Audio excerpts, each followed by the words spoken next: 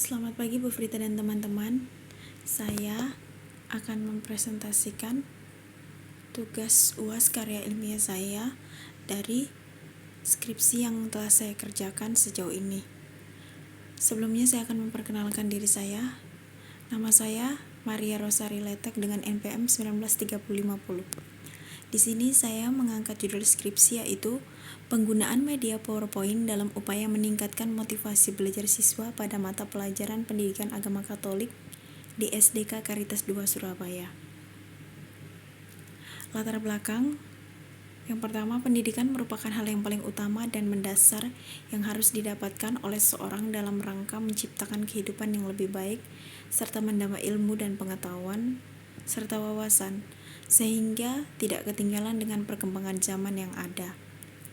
Menurut Ki Hajar Dewantara sendiri, pendidikan berarti pemeliharaan hidup tumbuh ke arah kemajuan. Pembelajaran adalah proses interaksi peserta didik dengan pendidik dan sumber belajar pada suatu lingkungan belajar. Pembelajaran merupakan suatu bantuan yang diberikan pendidik agar dapat terjadi proses perolehan ilmu dan pengetahuan, penguasaan dan tabiat, serta pembentukan sikap dan kepercayaan pada peserta didik. Belajar merupakan proses yang kompleks yang terjadi dalam diri setiap orang sepanjang hidupnya. Pembelajaran sendiri terjadi karena ada interaksi antara seorang dengan lingkungan. Belajar dapat kita laksanakan atau kita dapatkan di mana saja dan kapan saja.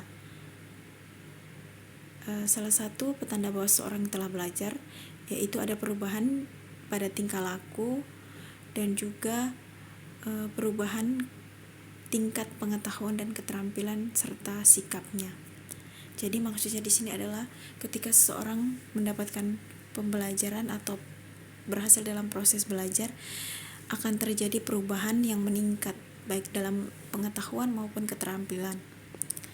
Media sendiri adalah alat atau metode dan teknik yang digunakan dalam rangka lebih mengefektifkan komunikasi dan interaksi antara guru dan peserta didik dalam proses pendidikan dan pembelajaran di sekolah. Pembelajaran pendidikan agama Katolik sendiri adalah salah satu mata pelajaran yang sangat penting bagi perkembangan spiritual peserta didik. Maka untuk mempermudah peserta didik mempelajari pendidikan agama Katolik di sekolah dengan menggunakan media pembelajaran melalui pemanfaatan media PowerPoint. Dari latar belakang yang singkat ini, maka penulis ingin mengangkat sebuah tema untuk melakukan penelitian dengan judul penggunaan media PowerPoint dalam upaya meningkatkan motivasi belajar siswa pada mata pelajaran Pendidikan Agama Katolik di SDK Caritas II Surabaya. Rumusan masalah yang saya ambil yang pertama yaitu bagaimana penerapan media PowerPoint berbentuk animasi pada mata pelajaran Pendidikan Agama Katolik di SDK Caritas II Surabaya. Yang kedua, bagaimana motivasi belajar peserta didik pada mata pelajaran Pendidikan Agama Katolik di SDK Caritas II Surabaya. Dan yang ketiga, apakah media PowerPoint berbentuk animasi berpengaruh terhadap motivasi belajar peserta didik pada mata pelajaran Pendidikan Agama Katolik di SDK Caritas II Surabaya?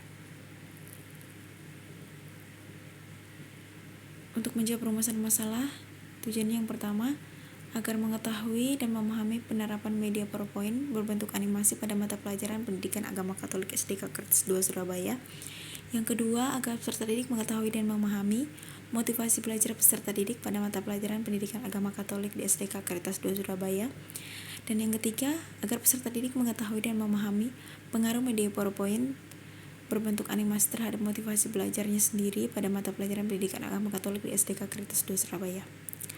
Manfaat dari penelitian ini yang pertama, untuk SDK Caritas II sendiri diharapkan dapat membantu sekolah atau instansi untuk melihat sejauh mana pengaruh media PowerPoint berbentuk animasi terhadap motivasi pelajar peserta didik. Bagi guru yang bekerja di SDK Caritas II Surabaya, terutama guru agama Katolik, diharapkan dapat menjadi referensi bagi pendidik yang bekerja di sekolah Katolik agar dapat mengevaluasi sejauh mana pengaruh media PowerPoint ini terhadap motivasi belajar peserta didik. Adapun metode penelitian yang pertama adalah metode penelitian yang digunakan adalah kualitatif dan angket. Penulis melakukan penelitian ke SDK Caritas II Surabaya. Penulis mengumpulkan data kualitatif yang diperlukan, baik yang tersirat maupun tersurat, yang berkaitan dengan penggunaan media PowerPoint dan meningkatkan motivasi belajar siswa. Penulis juga melakukan pengumpulan data menggunakan angket, yang menyebarkan angket, dan dengan demikian penulis dapat mengetahui bagaimana penggunaan media PowerPoint dan upaya meningkatkan motivasi belajar siswa sekolah dasar. Batasan istilah yang pertama adalah media PowerPoint, di mana media PowerPoint sendiri adalah sebuah program komputer untuk mempresentasi yang dikembangkan oleh Microsoft di samping Microsoft Word dan Excel yang telah dikenal oleh banyak orang. PowerPoint merupakan salah satu software yang dirancang khusus untuk mampu menampilkan program multimedia menarik, mudah dalam pembuatan, mudah dalam penggunaan, dan relatif murah karena tidak membutuhkan bahan baku selain alat penyimpan data. Yang kedua adalah motivasi belajar. Motivasi belajar terdiri dari dua kata yang mempunyai pengertian masing-masing. Dua kata tersebut adalah motivasi dan belajar. Motivasi belajar sendiri merupakan dorongan individu agar belajar dengan baik. Motivasi belajar sangat penting untuk mencapai kesuksesan belajar.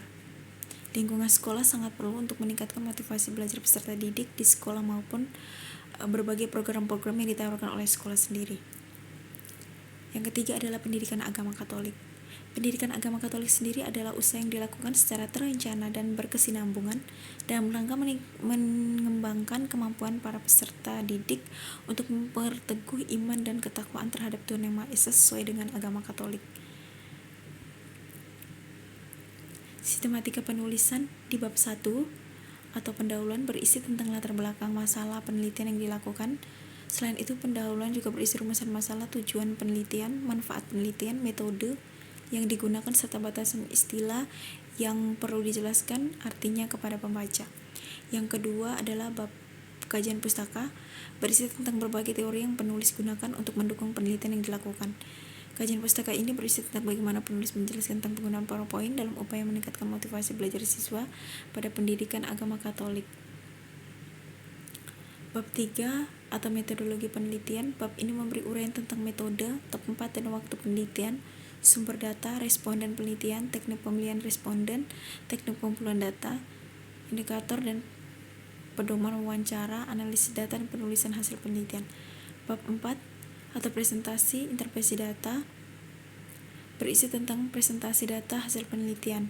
Interpretasi data penelitian selalu dikaitkan dengan kajian teoritis pada bab 2 agar mendapat makna yang lebih mendalam. Di bagian bab 5 atau penutup, bagian ini menyajikan ringkasan kesimpulan dan hasil penelitian. Bagian ini dilengkapi dengan usul saran terkait dengan judul skripsi. Media pembelajaran. Yang pertama, media berasal dari bahasa Latin medius yang secara harfiah berarti perantara atau pengantar. Pada dasarnya, fungsi utama media pembelajaran adalah sebagai sumber belajar. Menurut Kemp dan Dayton dalam Skiman, media pembelajaran dapat memenuhi 3 fungsi utama apabila media itu digunakan untuk perorangan atau kelompok. Fungsi media pembelajaran dan jenis media pembelajaran. Fungsi media pembelajaran yang pertama, penggunaan media pembelajaran secara tepat dapat bervariasi dan mengatasi sikap pasif peserta didik. Jadi ketika biasanya seorang guru menggunakan buku sebagai alat bantu atau media pembelajaran, tetapi yang ditawarkan di sini adalah dengan menggunakan media PowerPoint ini, keaktifan dan juga minat peserta didik untuk mengikuti kegiatan belajar semakin meningkat atau menjadi lebih positif.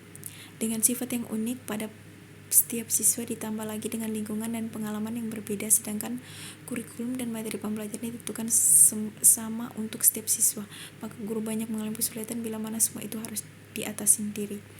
Nah, untuk jenis media pembelajaran ada media audio visual gerak, media visual diam, media semi gerak, media cetak, media visual gerak, media audio visual diam, dan media audio. Jenis penelitian yang digunakan dalam penelitian ini adalah pendekatan kualitatif dan pendekatan tindakan, di mana pendekatan kualitatif memandang tingkah laku manusia dapat diramal dari realitas sosial objektif yang diukur. Tempat dan lokasi penelitian, tempatnya di dilakukan di SDK Kertas 2 Surabaya, Jalan Jeritro nomor 17 Sambikrab, Surabaya. Waktu penelitian ini dimulai dengan observasi awal selama 6 bulan, yaitu ketika peneliti melaksanakan kegiatan magang di SDK Kertas 2 Surabaya pada tanggal 1 Februari sampai dengan 31 Juli 2022 kemarin. Instrumen penelitian yang digunakan adalah alat bantu untuk memperoleh data dalam penelitian. Oleh karena itu, keberhasilan penelitian ditentukan oleh instrumen yang digunakan. Karena dengan angket atau kuesioner yang digunakan pada saat penelitian sedang berlangsung. Teknik pengumpulan datanya yaitu 9 pertanyaan tertulis yang digunakan untuk memperoleh informasi dari responden dalam arti laporan tentang pribadinya atau hal-hal yang ia ketahui. Fokus penelitiannya, fokus ini tentang penggunaan media PowerPoint dalam upaya meningkatkan motivasi belajar siswa pada mata pelajaran Pendidikan Agama Katolik di SDK Caritas 2 Surabaya. Teknik analisis data. Kegiatan analisis data dalam penelitian kualitatif diawali dengan pembuatan coding wawancara.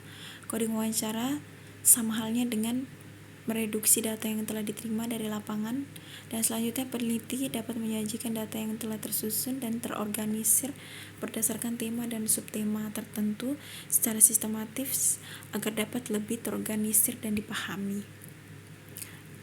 Lalu, penulis juga melampirkan daftar pustaka sebagai acuan dari materi-materi yang penulis lampirkan guna membantu dan mendukung beberapa pendapat yang telah penulis tuangkan dalam skripsi ini. Sekian yang dapat saya presentasikan, kurang dan lebihnya saya mohon maaf. Terima kasih dan selamat pagi.